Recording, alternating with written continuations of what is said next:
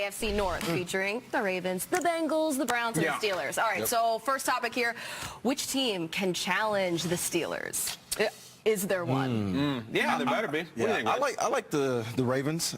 Just the Ravens, every year they're in it, right? They're always in the run. They played great defense last year. I actually had them picked to make the playoffs last year and to be that team that nobody wanted to see in the playoffs. They were sneaky good. They run the ball really well with Alex Collins that we just talked about.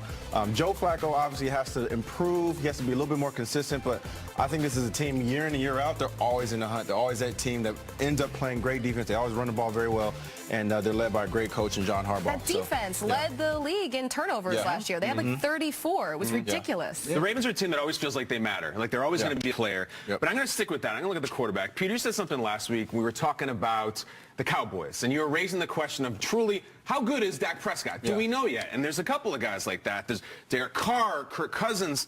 How good is Joe Flacco? We've asked the question for years, is Joe Flacco elite? The question is now, is Joe Flacco even average? And I'm going to be really hard on this because we know how much money Joe Flacco makes and how much he's been around. I don't go into the stats too often, but this is really compelling. Over the last 5 years, if you look at guys who have 800 passing attempts, passer rating, Joe Flacco is 34th. 34th. He is behind Ryan Fitzpatrick and Brian Hoyer. He has not played well. He has not played average. He has not played decent.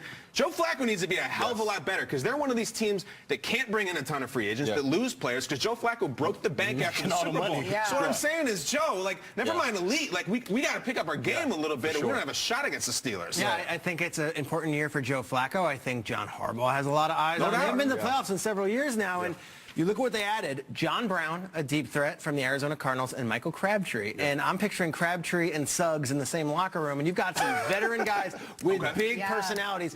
And what do you want when you go into Pittsburgh? You want guys who don't give a bleep, and that's those two guys. I think this team got a little tougher. I do think the Ravens can challenge the Steelers, but you're right.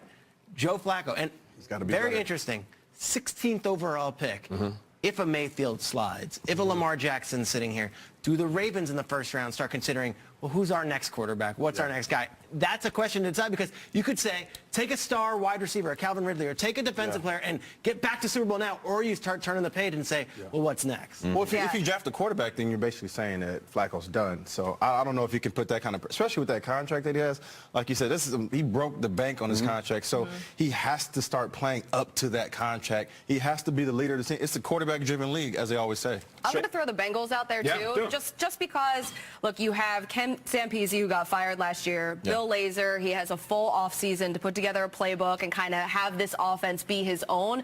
Maybe that'll make a difference. We saw the switch in the offense when they did make that coaching change last year. So, you know, it could be an option. You never know. Crazier things have happened. Bengals ended the season last year beating the Lions, right, and it knocked the Lions out of the playoffs. And then the final game of the season, we know the Tyler Boyd play, lost in all the Bills' hysteria, was that the Bengals had nothing to play for, went into Baltimore, and the Ravens had everything to play for, and the Bengals kicked their butt. So, you know, you end on that tone, and you're right. Bill Lazor came in mid-season, kind of figuring things out, a full off-season. He's a smart guy, obviously. We know he's a Cornell man, all that stuff. I think that this Bengals team could be much better, and no one is talking about them right now. I'm a little worried about the offensive line still. I mean, I know that they brought in Cordy Glenn, but they did lose some guys too, and that was definitely an issue last year. So. And also they're losing Vontaze Burfict to suspension, so that's a big blow to that defense. I mean, he is the Mike linebacker, he's the quarterback of that defense, and when you have your leader of the defense that's not going to be there for 4 games, that is going to have ramifications. Hopefully, in those first 4 games, they can at least go 50-50, as you hope. But losing a guy like that, man, let me throw a wild card out there. The Colts went from having the first overall pick to making the playoffs back when they got Andrew Luck. You're going with the Browns, really? No, the Dolphins went from being 1-15 to actually winning the division a few years ago in 2008. Could the Browns do some Cinderella damage and actually challenge anyone? What they've already added this year. They could, and definitely they could be that team that surprises people too, especially if they get a good quarterback this year, because I truly believe they cannot miss this year on a quarterback again like they did last season. So many years. Passing up on, so many years, but specifically last year, passing up on Deshaun Watson. I mean, that just has to stay. It's massive, and they've been passing Wentz, and we've run through it. I would hope that the Browns are the hungriest team that have been, truly. Like, if well, that's the next question, and that's got to be it. The team with the biggest chip on their shoulder, it has to be the Browns. When you're 1-31 over the last 2 seasons, just winning games makes you a Cinderella story at this point. Like, you have to just win a little bit. You have to. Look at the guys from their 2016 draft. Corey Coleman, the wide receiver, Seth DeValve, the tight end.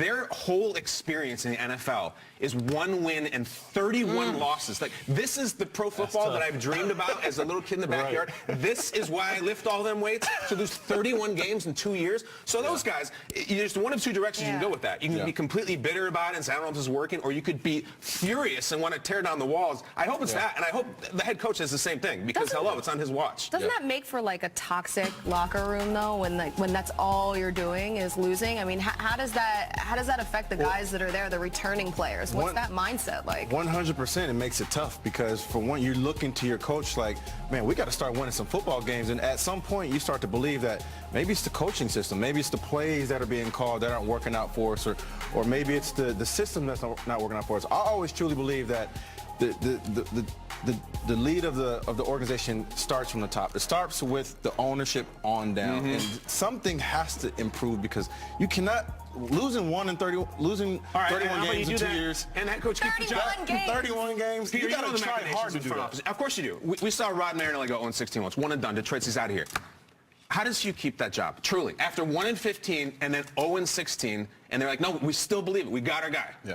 They've been building for the 2018 draft for several years. Sashi Brown has been collecting picks. They fire Sashi. In comes John Dorsey, Elliott Wolf, Alonzo Highsmith, guys who all come from different organizations, but mostly Green Bay. And their view is, with the 1st, the 4th, the 33rd, and the 35th, we're going to get better. And this is what we've been building towards. We have the right guys. And that Hugh can still coach them. It's just that the wrong guys have been on the field. That's kind of what you're saying. The wrong guys have been picking the players. The wrong guys have been doing the things. That Hugh is not the problem. But I'll tell you, if it doesn't go great for Hugh this year, that conversation totally changes. Yeah, they're collecting all of the draft picks. It's sort of like the Sixers in Philly. Trust it. Sam Hinkie, trust the everything comes back to Philly, guys. I'm a Philly native. I see that. I'm starting to see that. So listen, do you think I'm going to pick the Eagles to win the Super Bowl next season? Are you? Ooh, I don't know. You're going to have to wait and see. The guys, they're grilling me.